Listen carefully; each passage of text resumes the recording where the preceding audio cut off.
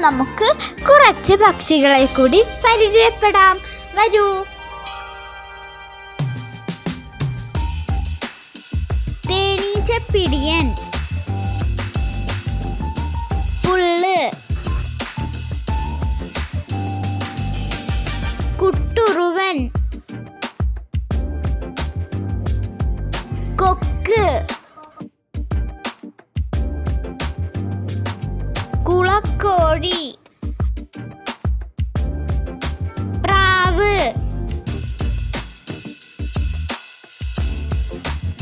കുളക്കൊക്ക്,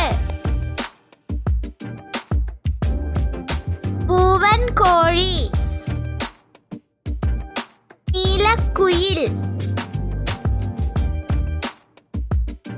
കഴുകൻ,